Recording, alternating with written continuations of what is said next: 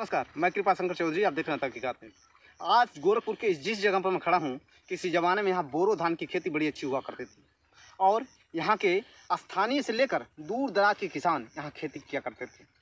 यहाँ पर विदेशी पंछियों के अलावा यहाँ इंडियन जो पंछी हैं वो अभी रहा करते थे, लेकिन आज के समय में यह क्षेत्र वीरान हो चला है। सरकार की कुछ नीतियाँ इस क्षेत्र में कारगर नहीं साबित हुई, या कह सकते हैं कि सरकार के जिम्मेदारों ने कुछ ऐसी नीतियां नहीं बनाई कि यह क्षेत्र विकास हो सके, और यह विकास नहीं हो पाया। आइए जानते हैं यह क्षेत्र किन किन चीज़ों के लिए प्रमुख था और यहाँ क्या योजनाओं का होना जरूरी है। लगभग 2 दशक पहले प्राकृतिक संपदा का धनी तुर्रा नाला अब वीरान हो चला है। किसी ज़माने में यहाँ गौरैया, टिकवा, खैमर, पंडुग्गी आदि पंछियों की चहचहाहट से सवेरा होता था और कई किस्म की मछलियाँ जल में अटखेलियाँ करती दिखती थीं।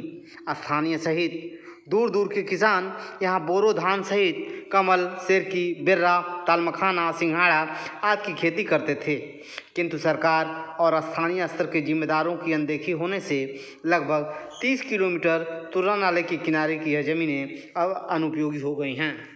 दरअसल यह मामला गोरखपुर जनपद स्थित भटहट के आगे से निकलकर पिपराइच क्षेत्र होते हुए झंगहा स्थित गोर्रा में मिलने वाले तुर्रा नाले का है। लगभग 2 दशक पहले तुर्रा नाले के अगल बगल की ज़मीन पर पिपराइच के तुर्रा बाजार से लेकर झंगहा तक लगभग 30 किलोमीटर के क्षेत्र में बड़े पैमाने पर बोरो धान की खेती होती थी।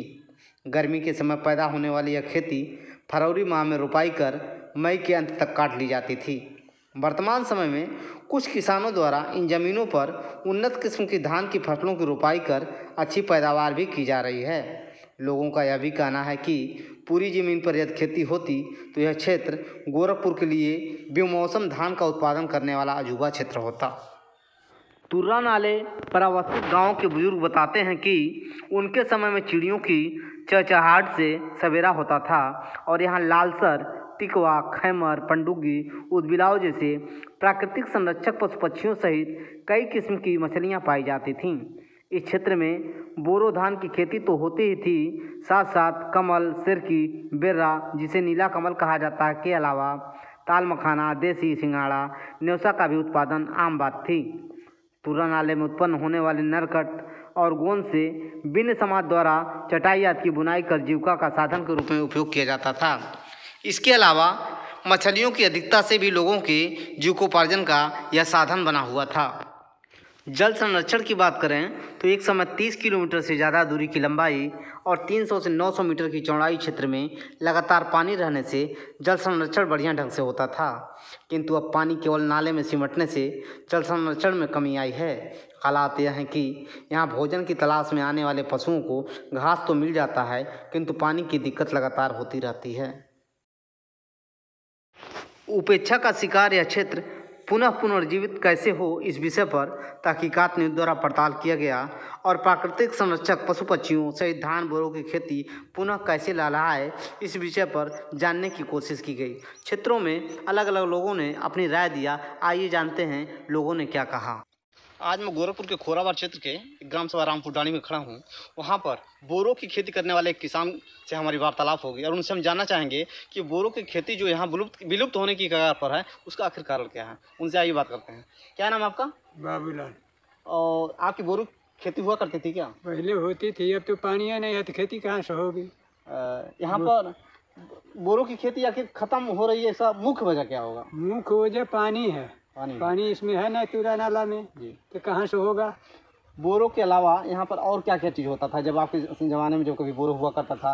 लोग बताते कमल, कोलगटा, ये सब चीज़ें होता था। हाँ, कोलगटा होता था, हाँ, तलमखना होता था, लेकिन जब पानी नहीं था सब के सब, अरे पानी नहीं रहे तो इंसान मर जाए हैं। तो आप चाहेंगे सरकार से कुछ ऐसी नीति की जाए कि मतलब बोरों की खेती जो है फिर से उत्पन्न होना शुरू हो जाए इस क्षेत्र में? इसका प्रबंध सरकार कर सकती है। वो अपने आप आके देखे कि कहाँ कहाँ बांध है कि पानी रुके। वो पानी तो रुकी नहीं। पानी रुकेगा तो यहाँ खेती फिर से होने लगेगी। बिना पानी को कुछ होगा ही नहीं। अरे इंसान को देखिए, दिन भर में 4 बार 5 बार पानी चाहिए, तो वो फसल के लिए तो हरदम पानी चाहिए ना। धान की खेती हो चाहे गेहूँ का खेती हो, बिना पानी का कुछ हो ही नहीं सकता। ठीक है। प्रधान जी, आप जिस क्षेत्र में रहते हैं उस क्षेत्र में पहले बोरों की खेती हुआ करती थी, तुर्रा नाला आपके बोर में बहता है, अब वो विलुप्त होने की कगार पर है, उसको क्या कहेंगे? देखिए, बहुत पहले से यहाँ चूड़ा नाला में धान बोरों की खेती होती थी। अब तो बहुत अच्छी किस्म के धान भी हो जा रहे हैं, लेकिन कई बार नाले की सफाई हो जाने से नाले की जो गहराई हो गई उससे धान बोरों की खेती विलुप्त होने के कगार पर है। दूसरी बात है कि पहले बहुत बेजोड़ ताल मखाना हम लोग देखते बैलगाड़ी पर लटके जाता था, ताल मखाना और कमल का फूल और एक तरह से ब्लू लोटस जिसे कहते सिरकी बेरा कहते हैं, वो भी होता था, नरकट भी होता था, गोंद भी होता था और कुछ पौधे भी जली पौधे होते थे। विभिन्न प्रकार की मछलियाँ और इतने प्रकार के असंख्यक प्रकार के जीव होते थे। और उसमें एक बड़ा जीव में आया तो एक तरह से नहीं दिखाई देता है कुछ बिलाव। हम लोग अपने आँखों से बिलाव को कई बार देखे हैं, हालांकि बचपन में शिकार भी कर लिए थे। मछली हम लोग पकड़े, केकड़ा घोंघा के अलावा मछलियों की जो प्रजाति है बहुत कई प्रकार की मछलियाँ पाई जाती थी यहाँ। अब क्या स्थिति है, जैसे कि पहले और अब में क्या? अब वो मछलियाँ नहीं हैं और नाले में पानी बहुत कम हो गया है। नाला की एक तरह से किसी तरह जीवित नाला है, उसमें 9 के बराबर पानी है। पशुओं मवेशियों को नहाने के लिए, पीने के लिए पानी नहीं हो पाती। गर्मी के सीजन में यहाँ पशुओं के लिए पानी पीने की समस्या हो जाती है। पशु नहाने की बात समझे, कहीं कहीं 10-20 लीटर पानी जाता है, उसमें पशु बराबर नहा नहीं पाते हैं। तो खेती पर इसका क्या प्रभाव पड़ रहा है? खेती पर धान की खेती सूख जाती है। जो धान की खेती लगभग जनवरी में नर्सरी डाल दी जाती है, इधर नर्सरी डाल दी गई है, जनवरी फरवरी में रोपाई हो जाती है और मई के लास्ट तक अच्छी किस्म की धान है वहाँ हो जाती है। जो कुछ लोग बचा लिए जिनके खेत में थोड़ा बड़ा पानी लग जाता है, किस तरह से नदी में बाँस उस डाल करके और ये पुआल वाल डाल देते हैं नाले में, तो थोड़ा पानी भर जाता है, कुछ हो जाता है और बहुत कम संख्या में होता है अब। लेकिन जितना खेती यहाँ हो जाता है, कम से कम मेरे ख्याल से कम इधर के इर्द रामपुर रमलहरा जंगल केवटलिया और रामनगर जैसे गांव चौरी गांव को छोड़ करके इनके पड़ोसी गांव के भी बहुत लोगों की खेती थी। और यहाँ तक कि रुद्रपुर जनपद की देवरिया जनपद के रुद्रपुर तहसील के गांव भिरवा की बहुत काफ़ी खेती थी। नगवा भिरवा मतलब दूर दूर तक के किसान यहाँ और यहाँ मोहनापुर और डोमरैला की खेती काफ़ी थी। तो एक तरह से मोहनापुर गांव यहीं के चावल पर डिपेंड रहता था, इसी अनाज पर। मोहनापुर तो एकदम इसी पर डिपेंड रहता था। तो क्यों आखिर क्यों मतलब ये खत्म हो गई? जो तो क्या मतलब सरकार की नीति इस पर नहीं रही कि क्या चीज़ हुआ, किस पर क्या होना चाहिए? जो नाले की गहराई हो गई, पानी भागते जा रहा है, जिससे जल संरक्षण हो रहा है, जल की कमी आ रही है। हम लोग के गाँव पर तो हैंड पाइप में पानी नहीं देता है गर्मी के सीजन में। बहुत से मतलब जो थोड़ा मोड़ा पैसे वाले हैं वो लोग समरसेबल बोरिंग कराए, जिसकी लागत लाखों से ऊपर आ रही है। सबके हैंड पाइप सूख गए, पानी नहीं मिल पाता। जो है मार्च आया पानी पीना बंद। जिसके यहाँ समरसेबल है उसके यहाँ पानी लोग भरने जाते हैं, उनकी घर की औरतें खदेड़ने लगती है, झगड़ा कर लेती है, कहती जाओ तुम भी करा लो। जलस्तर नीचे होने से मतलब कि नलों में पानी आना भी बंद हो गया। और यहाँ की हर फसल है, जो ऊपर की फसल है वो भी प्रभावित हुई है। जलस्तर कम होने से यहाँ के ट्यूबवेल भी पानी कम देने लगते हैं, नल भी पानी कम देते हैं। जो गर्मी के सीजन में धान का नर्सरी डालना होता है या गन्ने की खेती है या मूंग की खेती प्रभावित होती नहीं हो पाता है। आपके हिसाब से सरकार क्या ऐसा कर दे कि मतलब इस दिशा में एक अच्छी पहल मानी जाए? जैसे हमारे समझ से फाल जगह जाए, जो हम प्रधान नारी पत्नी रही, फाल मतलब क्या? फाल एक तरह से पानी रोकने का एक है दीवार हो जाती है कि पानी ज़रूरत भर का रुके, उसके बाद अगर जो पानी अधिक होता है तो बह जाए और इससे जलस्तर भी बना रहेगा, ताल मखना भी होगा, कमल का फूल भी होगा, धान की खेती होगी, तमाम प्रकार की मछलियाँ भी होगी।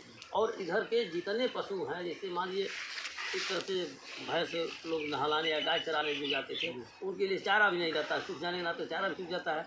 पानी रहने से चारा भी पर्याप्त मात्रा में रहेगा। हम लोग के सामने की बात है कि गर्मी के सीजन में एक मोटा सा मोथा होता था, उसे काट करके भूजा हम लोग लाते थे, छाट में मवेशियों को खिलाते थे। नरकट को नहीं, चारे की व्यवस्था भी हो जाती, वो भी खत्म हो गया। और धान तो इतना जाता था कि अब क्या हम कहें कि मतलब अब समझिए कि 10-20 हज़ार ट्रक होता था धान, 10-20 हज़ार ट्रक होता था।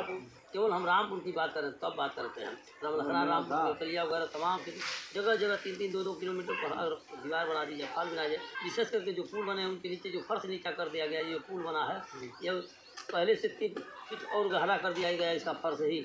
और 3 फुट पर कुछ हद तक ठीक था। अगर 5 फीट का नीचे फर्श बना दिया जाए तो फाल का भी काम कर देगा, पुल की मजबूती भी रहेगा, पानी भी रुकेगा और जानवरों को भी हो जाएगा। एक पुल और बन रहा है झंगा और उसका भी अगर मतलब उसका भी फर्श अगर ऊँचा कर दिया जाए तो उधर भी पानी रुक जाएगा, खेती होगी। हमारे YouTube चैनल पर जाकर चैनल को सब्सक्राइब करें और नोटिफिकेशन पाने के लिए बेल आइकन को दबाएं। और अगर आपको वीडियो पसंद आया हो तो हमारे वीडियो को लाइक, कमेंट और शेयर करें। इसी तरह तहकीकात न्यूज के फेसबुक पेज पर जाकर पेज को लाइक करें और वीडियोस पर जाकर शेयर और कमेंट्स भी करें।